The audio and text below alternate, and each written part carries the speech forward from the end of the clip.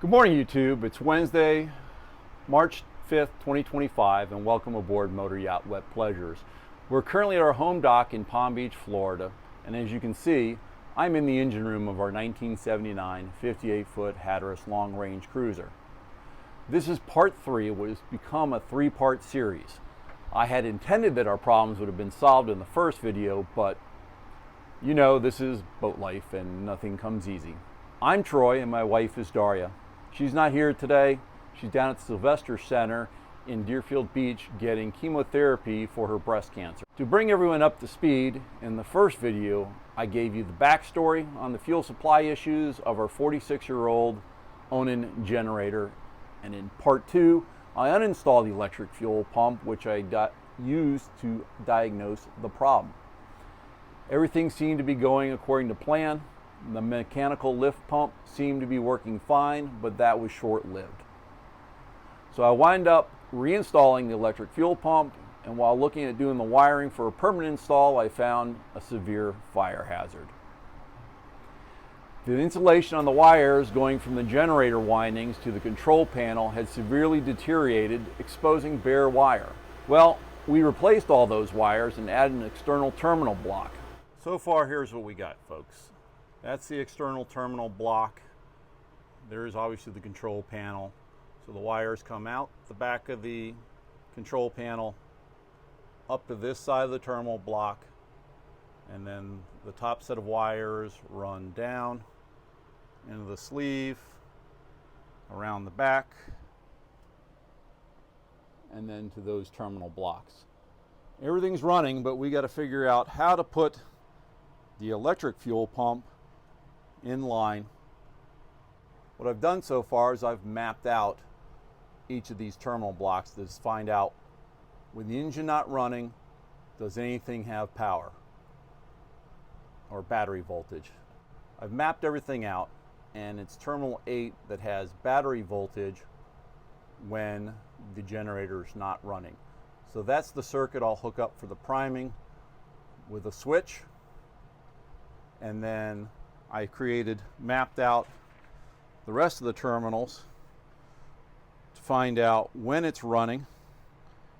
In the second column there, that I've got 13 volts or battery voltage DC on terminals 6, 8 again, 13, and then 11 and 12. All right, so I got the switch installed here. The switch allows for prime,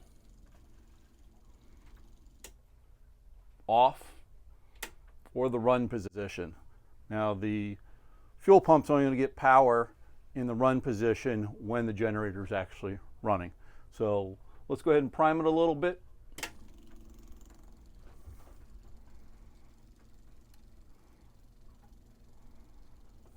Sounds good to me. Fingers crossed.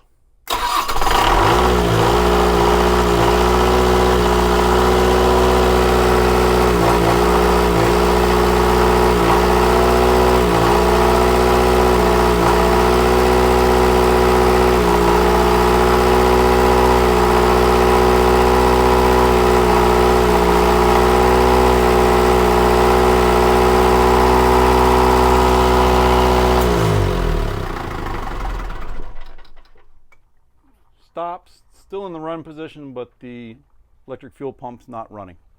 I think it still has just a hair error in the line there with the surging. I'll let it run quite a bit and see if that clears up, which it should. I just had this open so much, and I think it needs to run for probably 20 minutes to really get all the air out of the lines. I still got to clean all this up. I'm waiting on the heat shield. But I got to get going here because we're leaving tomorrow morning. So stay tuned and thanks for watching. Hey everybody, welcome to Wet Pleasures. Daria here. I wanted to give you an update of everything that was going on with the generator. Troy did a wonderful job buttoning everything up. Unfortunately, I couldn't be there. I had to go ahead and get my treatment done, but he did a wonderful job. He did a 5 amp fuse to protect our fuel pump. He also went ahead and did all of the wiring, making sure everything was labeled and laid out really nice. We ran the generator for about 10 hours and it runs wonderfully. We're just so happy. And as you can see here, we're sitting in Biscayne Bay and we're starting my bucket list. We're going to be going from Biscayne Bay all the way down to Key West, then the Dry Tortugas, and then we'll be coming up through the Okeechobee Waterway. Mini loop! So we're very excited. We're hoping that you guys will follow and see all of the excitement soon to come. Go ahead and like and subscribe for us, and remember, stay wet.